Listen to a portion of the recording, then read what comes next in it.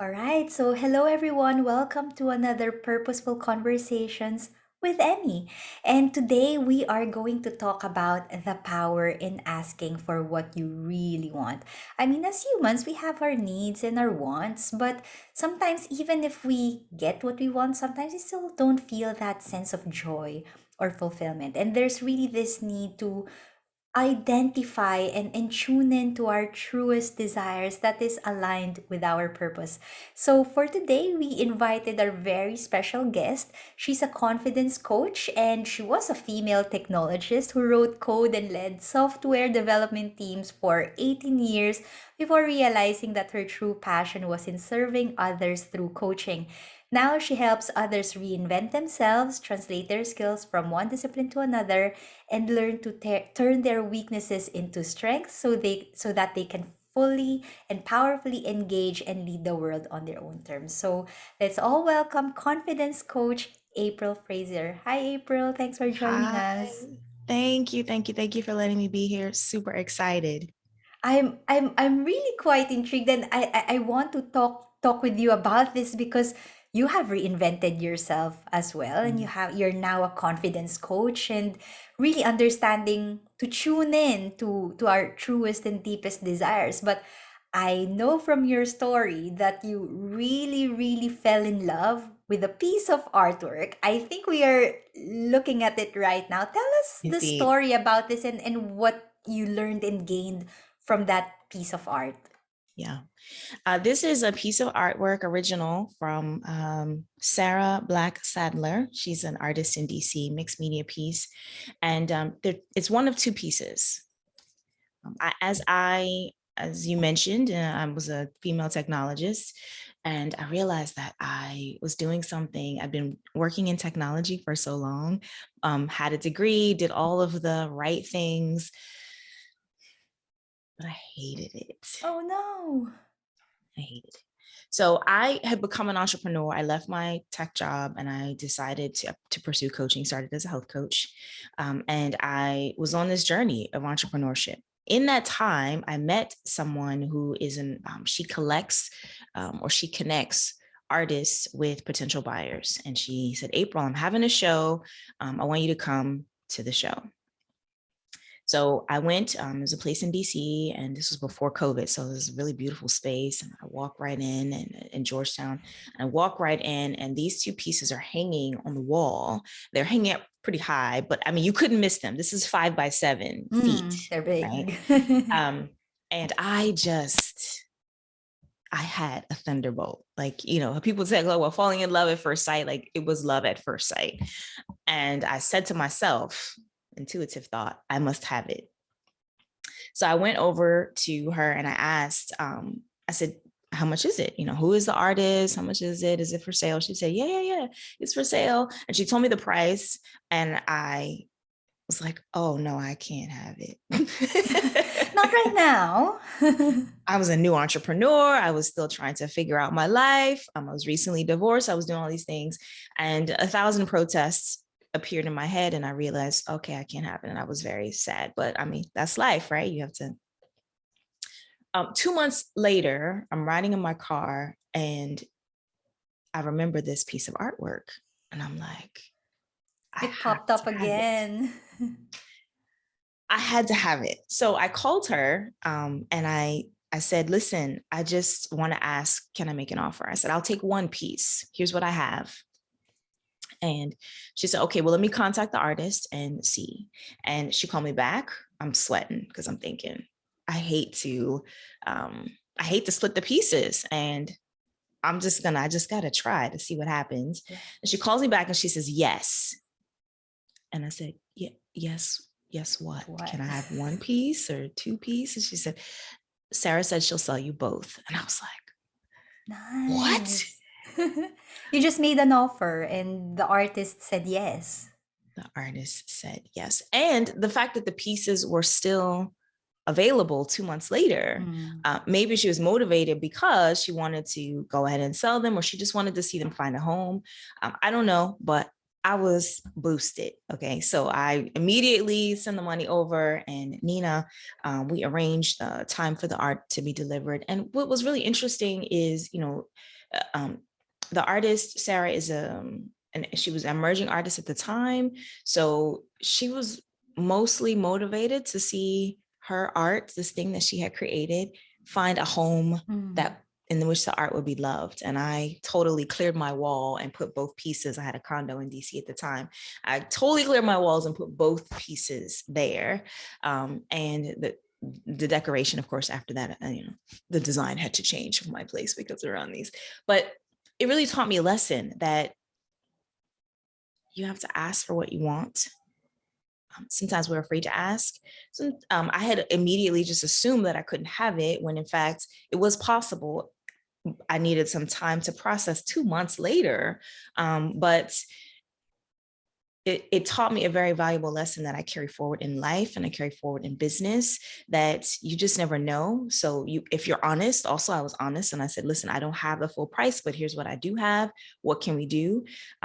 Some people, I guess you're taught to negotiate. I don't know. I was never taught to negotiate. And I certainly felt like I did not want to minimize the value of the art. I just told her, honestly, I love it Mm. and I And you want to were make it work. genuine, you authentic, you fell in love with it, and it Absolutely. came through. And maybe for the artist, they really just want their art to be appreciated and loved and give it to a home that will showcase that.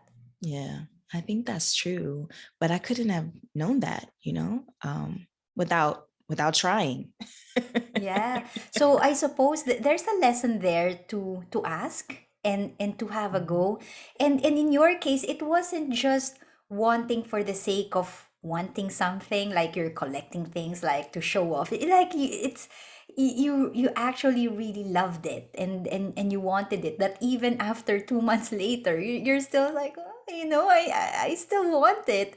So tell me a little bit about that inner authority and this thing around intuition, because you did mention, when you were telling your story, that there's this intuition that could guide you through your actions. Tell me a little bit about that.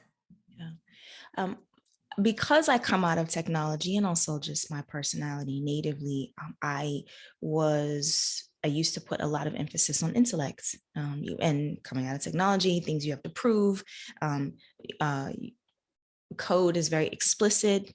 All the instructions, right? Can you prove it? If then statements. What's the Mm. conditional logic? I was told to be very logical. I was taught and self-taught to be very logical. But leaving my tech job was probably the scariest thing I'd ever done. Leaving a very safe six-figure salary to go into the wilderness, so to speak, of As an self-discovery. entrepreneur. Exactly. Was an intuitive hit as well as buying this artwork. I remember waking up in the morning and I'd been thinking about it for days, trying to figure out how I could make it work. And I thought, it can't work. I have this and I have that and I have these obligations and blah, blah, blah. And I woke up one morning, I was like, oh, actually, you know what? You could liquidate this and you could start here and you Mm. could figure this out. And it was just first thing in the You're morning. you're getting the answers out of nowhere, right? I hear this all Seemingly. the time from people who are tapping into their intuition, wherein they actually ask for something, like ask God, the universe, or however you want to call it.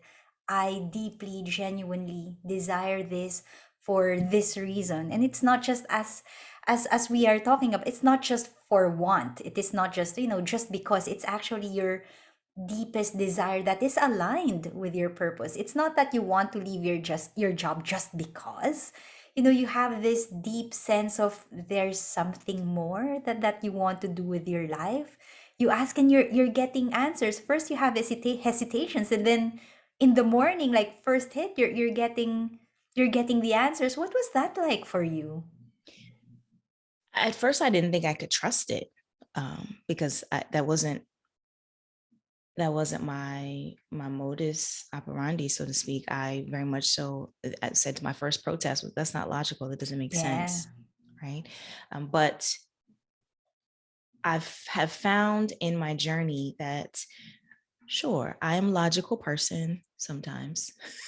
I'm an intellectual person sometimes, but I'm also really intuitive, and there's guidance all around me that if I am able to authorize it as a possible source of information and guidance, that I might win. And I find that that was true in leaving my job. I found that was true in buying this artwork, that I'm riding in the car. I can't explain it. It was just a feeling of like, you have to have it. You have to at least make an offer. And until that moment, that thought had never occurred to me. I had just assumed the answer was no, although I had never asked the question. It was also true when so at the time that my life shifted very dramatically in 1 year. Mm-hmm. And I got divorced. I changed jobs. Became an entrepreneur. I bought this artwork. I did all these things. Fresh Um, start, right? my life is totally different than now than it was 5 years ago. But also in the same in getting married a second time, I said, in this time I did approach my God, and I did say, okay, I just want to not be afraid to love, because I have been hurt. I just want to not be afraid to love. And that's the only thing I'm going to try to date, because I don't want to be afraid. And 2 weeks later, I met this amazing guy. And at first I was like, no, not him. Why not? Because he didn't come in the package I expected. And I had authorized, again, right, logic and Mm. intellect and all these things, and it didn't make logical sense. But it turns out he's very intuitive, and the way that he sees me energetically, emotionally, spiritually, even, is not something I was taught to see. And it was only by taking the journey with him that I was like, oh, actually, Oh, yeah. you're kind of perfect for me. Yes, yes. It's helping you to make that shift, and it's Mm, the right timing in your life. Maybe if you've met him years before, you're so stuck in your logical head that none of whatever he's trying to do with you would make sense. you're absolutely right. You're absolutely right. And I said that to him. Timing I is said, divine. it was, it was.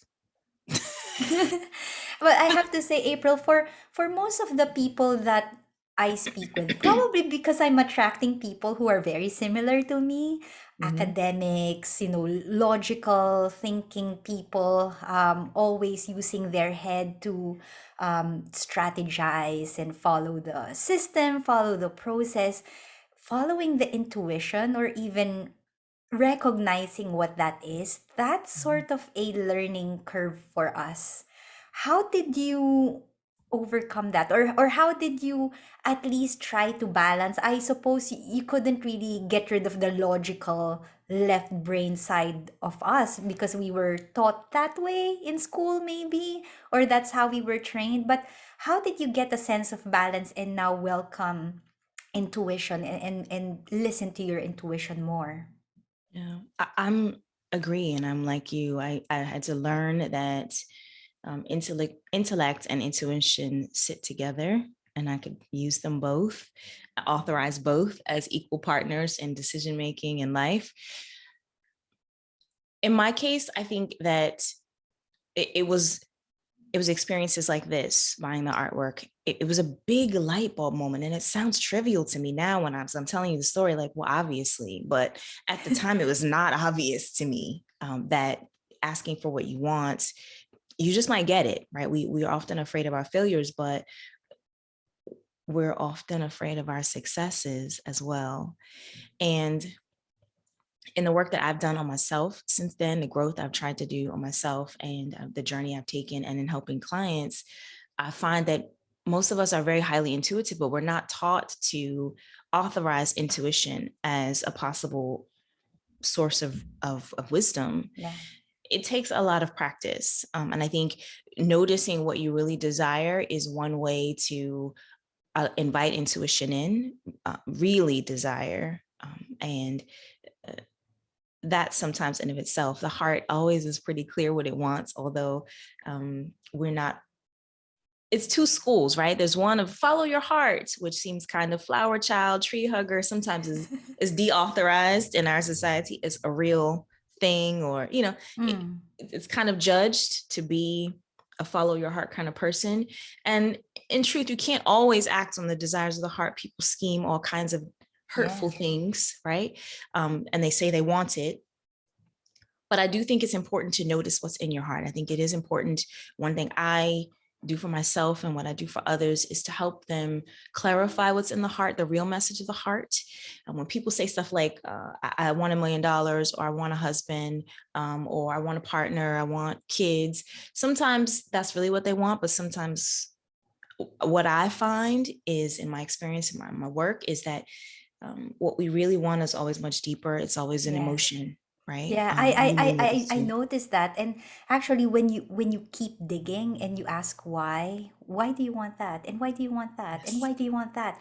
You start off with something material, something tangible. And as you dig deeper, it's actually, oh, because I want joy, because I want to feel at peace, I want to feel satisfied. And Yeah. it's a matter of digging and looking at the core, and that's where the heart goes. And I suppose having a coach like yourself to guide you through this emotional digging, if you like, really trying to tune into your truest desires, not just something that is superficial, but actually tuning into what you really desire, that is also aligned with your purpose. So I know that this is something that you help people with. What are the tips and strategies that you use with your clients, for example, to help them to understand what they really, really want? Yeah. It's a great question.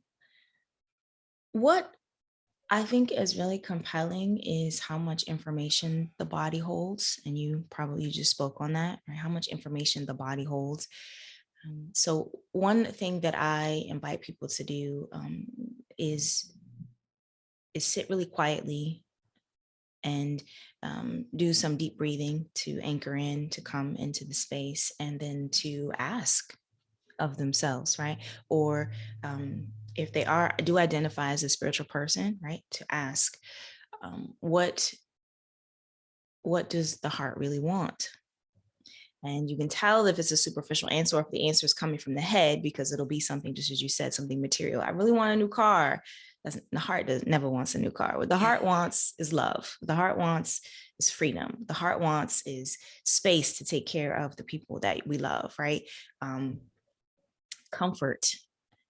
And until we get to a place, to keep asking, right? What does the heart want? And just as you said, the five, I sometimes do a 5 or 7 whys till we get to something that's really of depth. Maybe you're smiling, so maybe you do something similar, to get to something that's really of depth and not a material thing. And then we know we're starting to hit the heart.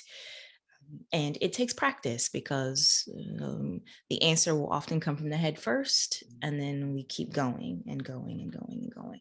But that intentional anchoring in and deep breathing and asking is one thing I would recommend. I also recommend intentional solitude. We live in a world that's very chaotic, and we are constantly connected. What have found for myself and for clients is to create a space of intentional solitude, whether that's in nature or in a room. Personally, I go to the closet. My husband laughs because that's Oh, my lovely. place. You have your peace and calm in your closet. Yeah, yeah. And it's in the silence that we can hear ourselves. And that's hard for some people. It's hard to sit in the silence without some distraction. And if that's true, then I invite anyone listening to notice that. That's something to notice. The biggest piece, I think, of intuition and really a more wholehearted life is the awareness of what we really want, and awareness of how we're showing up. And Yeah. to become aware of those things can unlock so much more purpose and understanding. Wow, there's so many nuggets in there. I couldn't hold them onto my, just hold them all together. But I picked up things like, you listen to your body, you try a little bit of grounding, breathing work. intentional solitude, listening to what you want rather than being driven by external influences. That's really difficult in this day and age when we are bombarded with so much information and so much influence from outside. That's why it's really important to take the time to step back and listen to our desires. But certainly there might be people who would feel uncomfortable with that silence because they're not used to it. Is there a way for them to, you did mention being aware of that. um, do you have specific strategies for people who aren't able to be still or be silent or just really uncomfortable with silence? Yeah. Um, I would, my first thought is engaging a professional. I recently did some breath work, and it's the first time I've done breath work. And I thought, I'm just going to try it and see what happens. Why not? Sure. And as I started doing it, I actually did it because I had a big meeting the next day and I was feeling anxious about it. And I had a lot of things going on in my life and I wasn't able to sit still. And I wanted someone to help me sit still. Even I myself, medicine, need the medicine that I give out. Yeah. And it was so funny because I thought that I would clarify and bring out what I was concerned about this big meeting, when actually I wasn't concerned about that at all. What was most weighing on my heart is that I have my nephew that's in the oven, so to speak. And my sister is 7 months pregnant, and I was thinking very much so about him and just making sure that he gets here and he's healthy, and what can I do. That's what came up in the breath work, and I would not have Wow. known that without engaging this professional. So I recommend engaging a professional, and to help. And even over time, a person may learn, if they choose, may learn how to do it for themselves. But for the time being, none of us arrive alone, and it would be great. The I baby think it's the steps, first thing. having someone to help you go through that, especially if it's something new, you've never done it before, you've been trained in a different way. You are right, having someone to help you and guide you through the process until you can do it yourself. That's a really helpful thing to do. So April, such a lovely conversation that we had today. If you have one message that you want to share to anyone who's listening today, if they are feeling unsatisfied with their life, but they know that they really, really, really, really want something and they just don't know what to do with that feeling, what do you have to say to them? Several things coming up. Um, but I think two things. One, feelings are guides. So if anything that you're feeling, you can, it's there to guide you. Even anger is there to guide you somewhere, to some awareness. Or there's a quote that tears are a river that can take you somewhere. So it's, my advice would be to listen to that feeling, and if you need to, engage a professional to help talk through that feeling, because it is there to guide you there. It's not there randomly. And it very might be that this feeling, even if it's something that you feel resistance to, in fact, especially if you feel resistance to, it might be something that's very much so in alignment with your purpose and there to guide you to the next logical step or the next important question that you need to answer. And the second thing I would say is, what is for you will find you. You can trust that. That takes time to learn to trust it, but it's absolutely true. And if you can learn to authorize all of the information that you have in your body, in your mind, in your heart, in your path, in the people who will be in your life and who will come in your life when you decide to shift perspective, um, that is so powerful.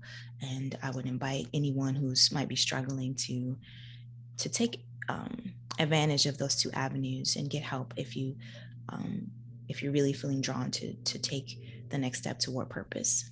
Oh, lovely. Well, thank you very much for that, April. That was really, really enriching and really powerful. If people want to connect with you and find you, where can they find you? Sure. You can connect. The best way is to go to Forward Coaching, FRWD coaching.com.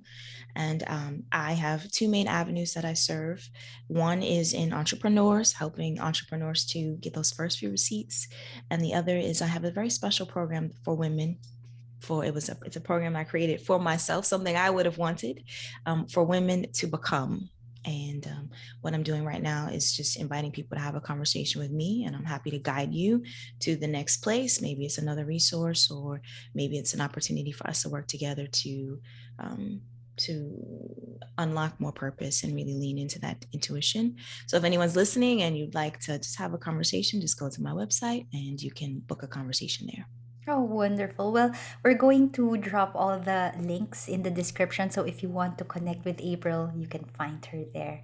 So thank you again, April, for joining us. Thank you, everyone, for tuning in. I hope that you found this conversation really helpful. I mean, for us, it's so easy to just choose one modality, if you like, just thinking, but actually trying to embrace your intuition, and having that balance as well, and acknowledging it as a source of wisdom as well. So I hope that you found inspiration and guidance from this conversation. We'll catch up again next time for another purposeful conversations with Emmy.